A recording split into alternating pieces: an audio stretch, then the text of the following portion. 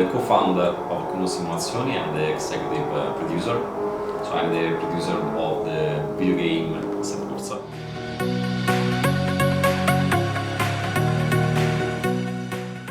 Our first production has been Netcar Pro in 2005, released in 2006, sorry.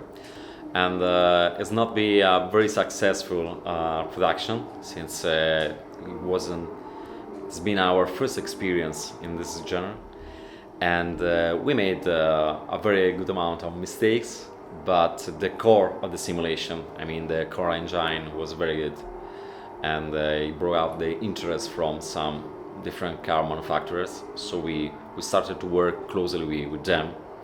And we have collected in 5 years all their requests, suggestions, requirements, and working with them we developed also a very good know-how. And this means that the car manufacturer they use Assetto Corsa today don't use a video game. The point is that the gamers that use Assetto Corsa today use the same simulation with the same depth that we granted to the car manufacturers.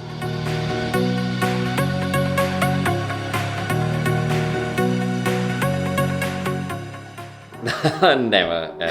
The success of the game has gone over our best expectations.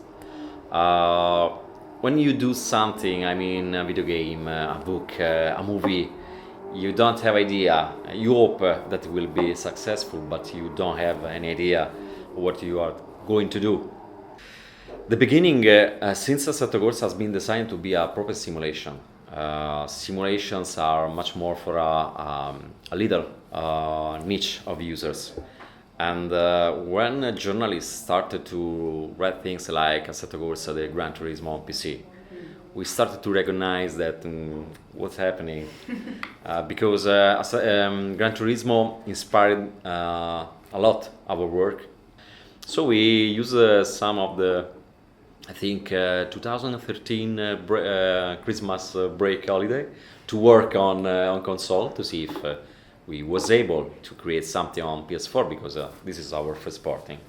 So when 505 wrote out the proposal, we accepted this because we believed that okay, we can do it.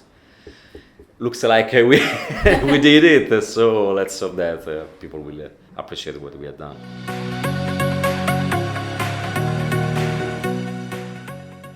Is driving experience it can achieve because often realistic has been intended as difficult or too challenging, but if you go with your car on track in the real world and you start to run some laps, I don't think that you are going to kill yourself at the first bend. I hope so. At least. But why? You can need some laps to learn the track or to learn how the car feeling on the track. But you can stay easily on track without killing yourself. Why? Because you can understand easily, because it's real, what the car is doing. And when you understand it, you can drive in the proper way. If I bring you a realistic simulator, you can understand easily what the car is doing also in the simulation. So that unless you do very stupid things, you can stay easily on track. And then you start to learn, and you start to push, to find your limit, to find the limit of your car, and this is exciting. And this is something that usually racing games don't achieve, because what we see is that in a lot of racing games, cars are much more object than cars, something that you can collect. In Assetto Corsa, cars, are something that you can drive. This is we think that is the most important difference, and I think that a lot of people is looking for something like that. Not just a matter of power of the car or grip or so on. Each car is different from any other, like in the reality. So if you get 100 cars in the simulations, like you have 100 simulations.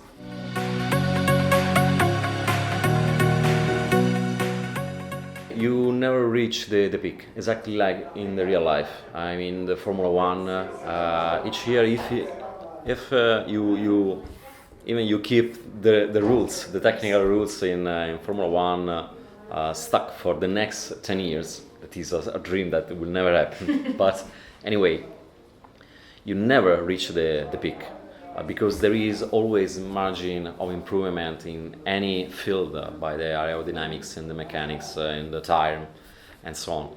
It's the same in the for the simulators because we find every day something that we can do in a different way or better.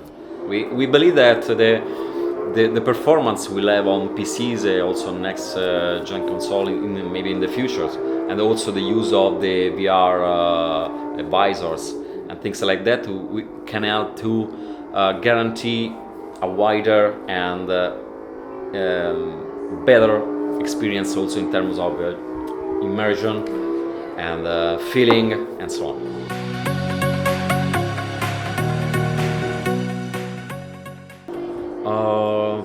Immersive, real, authentic.